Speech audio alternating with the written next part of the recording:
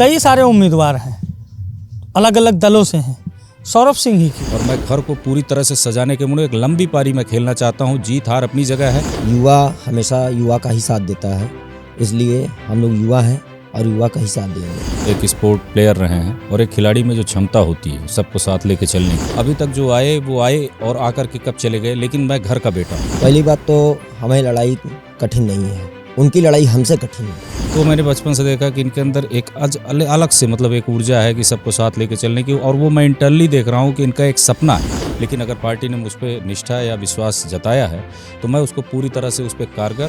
किसी शायर ने क्या कहा, खूब कहा था कि जिस ओर ज़बानी चलती है उस ओर ज़माना चलता है।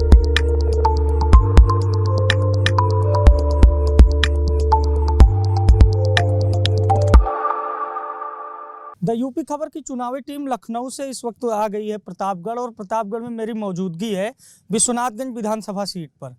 विश्वनाथगंज विधानसभा सीट से समाजवादी पार्टी ने इस बार एक युवा प्रत्याशी पर दांव खेला है। हमारे साथ समाजवादी पार्टी के युवा प्रत्याशी सौरभ सिंह हैं। सौरभ जी, ये जो सीट है यहाँ से पूर्व मंत्री, कैबिनेट मंत्री समाजवादी पार्टी के राजाराम पांडे जी मंत्री भी रहे, और उसके बाद उनका निधन हुआ। फिर 2 बार यहाँ पर अपना दल ने जीत दर्ज की। इस बार का यहाँ का क्या समीकरण है? पार्टी ने आपको यहाँ पर उतारा है उम्मीदवार के रूप में। सामने अपना दल और बीजेपी के गठबंधन के प्रत्याशी हैं, बसपा से ब्राह्मण प्रत्याशी हैं, मुस्लिम प्रत्याशी भी हैं। इन सब के बीच में सौरभ सिंह और समाजवादी पार्टी कहाँ है? देखिए, सबसे पहले आपको अभिषेक भैया आपको बहुत बहुत धन्यवाद देता हूँ, और आपके चैनल द हिंदी यूपी खबर को भी बहुत बहुत धन्यवाद देता हूँ। जैसा कि आप कह रहे हैं कि माननीय राष्ट्रीय अध्यक्ष जी पूर्ण विश्वास के साथ हमको अपना आशीर्वाद दिए हैं, और ये लगता है, ये उनको लगा कि जातिगत समीकरण के हिसाब से सबसे और जो भी विश्वनाथगंज की जो भी क्षत्रिय समाज है 92,000 सीट है, मतलब की है, और पूरा जातिगत समीकरण के हिसाब देखते हुए माननीय राष्ट्रीय अध्यक्ष जी हमको आशीर्वाद दिए हैं। टिकट को लेकर कई बार चर्चा हुई कि टिकट मिला, फिर एक बार खबर आई टिकट नहीं मिला, कट गया, होल्ड कर दिया गया है। इन सब के बीच में 27-28 वर्ष आपकी उम्र है, एक युवा जो इतने कश्मकश झेलने के बाद टिकट पाता है, तो कैसा रहा वो सफ़र टिकट पाने से लेकर पर्चा दाखिला तक, टिकट होल्ड होने तक, फिर टिकट मिलने तक? देखिए, बहुत सस्पेंस बना और कई खबरें भी फेक इसमें चली, लेकिन सब कुछ झेलते हुए अपने ऊपर पूरा विश्वास था, माननीय राष्ट्रीय अध्यक्ष जी के ऊपर पूरा विश्वास था, और ये सफलता मिली। आज पूरी तरह से सैंबल मिल चुका है और नामांकन हमने कर दिया है। चलिए, ये तो आपके नामांकन की बात रही। युवा हैं आप, 5 साल सरकार रही बीजेपी की। युवा कहीं ना कहीं सड़कों पर रहा, चाहे रोजगार के मुद्दे को लेकर, चाहे शिक्षा के मुद्दे को लेकर। अभी प्रयागराज में छात्रों के साथ पुलिस द्वारा मारपीट की गई। लगातार जो युवा सड़कों पर है, युवा किस ओर जा रहा है? एक ओर अपना दल और बीजेपी का मजबूत समीकरण है, और दूसरी ओर आप हैं, तो युवा किसे पसंद कर रहा है? देखिए, इस बार पूरा विश्वनाथगंज के पूरे युवा हमारे साथ हैं, और आने वाले समय में सबसे ज़्यादा, देखिए अभी तक सरकार आई और गई, लेकिन विश्वनाथगंज में युवाओं का कुछ नहीं ध्यान दिया गया। जैसे क्रिकेट, सभी युवा हम कई टूर्नामेंट में गए, कहीं अभी कोई स्टेडियम नहीं है पूरे विश्वनाथगंज। जैसे ही मैं विधायक बना, सबसे पहले अपने विधानसभा में एक स्टेडियम का निर्माण करूंगा, जिससे बच्चे और युवा खेलें और आगे बढ़ें। उत्तर प्रदेश क्रिकेटर रहे आप, क्रिकेटर से फिर राजनीति में आए। सफ़र कैसे शुरू हुआ क्रिकेटर से लेकर राजनीति की पिच तक बैटिंग करने का? जी, जैसे एक स्ट्राइकर बल्लेबाज जैसे होता है कि अपने टीम को कैसे आगे बढ़ा सके, वैसे मैंने जब राजनीति में माननीय राष्ट्रीय अध्यक्ष जी के जब से मैं जानने लायक हुआ, तब से अभी तक सिर्फ अपने माननीय राष्ट्रीय अध्यक्ष जी के ऊपर विश्वास किया, और उन्हीं के नेतृत्व में मैं आज तक अभी तक उन्हीं के कहने पे चला। इतने भी अटकलें आई, लेकिन मेरे फेसबुक, व्हाट्सएप, ट्विटर पर कोई एक ऐसा वर्ड मैंने नहीं लिखा जो माननीय को सम्मान के खिलाफ हो। यहाँ पर आज जिस तरह से हमारे विधानसभा में आज हुआ है, ये बहुत ही अवहेलना है, मैं इसकी अवहेलना करता हूँ। पार्टी का समर्थक तो पार्टी को सपोर्ट करता है ना, टिकट मिले या ना मिले। तो मैंने कोई ऐसी कोई बात नहीं की और न कहीं रखी, न कि कोई किसी से बात हुई। मैंने अपने समर्थकों को और अपने भाइयों को, सभी को संभाल के रखा, कहीं किसी से कोई तरीके से बात नहीं करनी है। अपनी बात करिए और समाजवादी पार्टी की बात करिए, इसके अलावा कोई बात मत करिए। कोविड है सौरभ जी, सबसे जरूरी चीज तो यही है, कोविड है। प्रचार पर भी 50% आप भीड़ इकट्ठा कर सकते हैं। इन सब के बीच में क्या प्लान बनाया गया है? लोगों तो कैसे पहुंचेंगे? समय बहुत कम है, क्या रणनीति है? देखिए, फेसबुक और व्हाट्सएप और इंस्टाग्राम, ट्विटर और सोशल मीडिया का जो ज़माना चल रहा है, इसमें हम कई यूनिट्स लगा रहे हैं और यूनिट्स लग भी रही हैं। तो कई जगह की लोकल, मतलब बीजेपी की आईटी सेल से लड़ने के लिए सौरभ सिंह की आईटी सेल, समाजवादी पार्टी की आईटी सेल पूरी तरीके से तैयार है। और जो ये सब न्यूज़ें चली, उसकी वजह से मेरा जो मेरे विपक्षी थे वो मेरा नाम खुद ही कर चुके हैं। मैं उनको भी बहुत बहुत धन्यवाद देना चाहता हूँ प्रचार करने के लिए। जी। सवाल आपसे एक ये होता है कि देखिए, समाजवादी पार्टी जो है उसका कोर वोट बैंक मुस्लिम और यादव है, लेकिन इस बार समाजवादी पार्टी हर वर्ग को अपने साथ लाना चाहती है, चाहे वो क्षत्रिय हो, ब्राह्मण हो। एक नारा भी दिया गया कि 100 में 80 हमारा है और उस 20 में भी बंटवारा है, यानी जो कैडर है समाजवादी पार्टी का, सपा उसको अपने साथ लाना चाहती है। एक युवा को चुनाव लड़ाना, एक ऐसा युवा जिसने 5 वर्षों में राजनीति में बहुत कुछ नया सीखा है, एक बड़ी पार्टी समाजवादी पार्टी, उत्तर प्रदेश के लिहाज से बड़ी पार्टी, और एक युवा पर दांव लगा देना, ये कहाँ तक का दांव सही है उनका?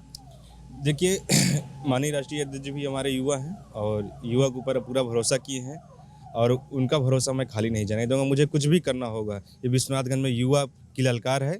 अखिलेश आ रहे हैं 10 मार्च को। अच्छा, बात की जाए योगी सरकार की 5 साल के कामकाज की, आज गिनाया भी गया कि किसानों के लिए हुआ, नौजवानों के लिए हुआ, और वहीं दूसरी ओर समाजवादी पार्टी के राष्ट्रीय अध्यक्ष अखिलेश यादव वो भी गिनाते हैं कि 5 सालों में हमने क्या किया, 1090 बनाया, एक्सप्रेस वे बनाया, तमाम सारे कामकाज हैं। इन दोनों सरकारों के अगर कामकाज की तुलना की जाए तो जनता के बीच असर किसका ज़्यादा दिखता है सौरभ जी? देखिए, सबसे पहले इनके पास सिर्फ थार है और इनका झूठ है, इनकी जेसीबी है। इसके अलावा इनके पास कोई मुद्दा नहीं है। और जो शिक्षकों के ऊपर, शिक्षा मित्रों के ऊपर और देशों के ऊपर अत्याचार कर रहे हैं, आने वाले समय में इनको सबक सिखाने जा रहे हैं। और जो पेंशन बहाली की बात करें, माननीय राष्ट्रीय अध्यक्ष ने की, इनकी हिम्मत नहीं हो पा रही है कि बहाली की बात कर लें। तो माननीय जितने शिक्षक हैं, सभी जितने भी नौजवान साथी हैं, सभी इनके साथ हैं। यादव परिवार के काफ़ी करीबी भी बताए जाते हैं आप, तो कहीं ये वजह तो नहीं रही कि टिकट मिलने में यादव परिवार ने बड़ी भूमिका अदा की? देखिए, जितने भी आवेदक होते हैं सभी अपना प्रयास करते हैं, अपने तरीके से प्रयास करते हैं, तो सब ये आम बात है, इसमें कुछ कहने की। चुनाव में आप अकेले उतर रहे हैं या फिर परिवार भी साथ निकल रहा है प्रचार? नहीं, परिवार साथ में है। हमारी पत्नी डोर टू डोर जाकर जनसंपर्क कर रही हैं और कई गाँव में जनसंपर्क किया। आज 5 गाँव में उन्होंने जनसंपर्क किया है। मैं उनको बहुत बहुत बधाई देता हूँ। जरूरी हो गया है क्या परिवार को चुनाव में उतारना? देखिए, मेरे पिताजी अभी तक, जब से मैं जानने लायक हुआ हूँ, मेरे पिताजी समाजवादी पार्टी के नेतृत्व में विधानसभा में, जैसा आप भी जान रहे हैं, लगातार वो कैंपेनिंग करते थे और जन जन जाकर अपना आशीर्वाद देते थे। माननीय राजाराम पांडे जी के प्रस्तावक भी रहते थे। तो इस तरह से जब से मैं जाने लायक हूँ समाजवादी पार्टी में, उसका पूरा भरपूर समर्थन मिल रहा है। चलिए, तो सौरभ सिंह रहे। अब सौरभ सिंह के समर्थक हैं जो लगातार इनके साथ प्रचार कर रहे हैं। कई सारे उम्मीदवार हैं, अलग अलग दलों से हैं, सौरभ सिंह ही क्यों? भाई, सौरभ सिंह जो मैं इनको करीब से जानता हूँ, एक स्पोर्ट प्लेयर रहे हैं और एक खिलाड़ी में जो क्षमता होती है सबको साथ लेके चलने की, क्योंकि उसके अंदर भेदभाव जैसी कोई चीज़ें नहीं होती हैं, और ये चीज़ और नेतृत्व करने का अगर गुण वहीं से सीखा जाता है, खेल से ही, तो मैंने बचपन से देखा कि इनके अंदर एक अलग से मतलब एक ऊर्जा है कि सबको साथ लेके चलने की। और वो मैं इंटरनली देख रहा हूँ कि इनका एक सपना है कि हम विधानसभा को सजाएंगे। अभी तक तो लोग बाहर के आते रहे और आ करके चले गए। क्या नाम है आपका? जी, माइकल सिंह। तो अभी तक जो आए वो आए और आकर के कब चले गए, लेकिन मैं घर का बेटा हूं और मैं घर को पूरी तरह से सजाने के मुझे एक लंबी पारी में खेलना चाहता हूं। जीत हार अपनी जगह है, लेकिन अगर पार्टी ने मुझ पर निष्ठा या विश्वास जताया है तो मैं उसको पूरी तरह से उस पर कारगर और इस विधानसभा को बेहतर से बेहतर सजाने का जो है मेरा सपना है। ये मेरी अपनी अंदरूनी, मैंने इनको करीब से पढ़ा और इसीलिए इनके साथ चलने के लिए भाई कदम। आपका क्या नाम है? मेरा नाम है ठाकुर सानू सिंह। सानू सिंह। बड़ी कठिन लड़ाई है, सामने बीजेपी अपना दल का गठबंधन है और राष्ट्रीय अध्यक्ष अखिलेश यादव ने सौरभ को मौका दिया है।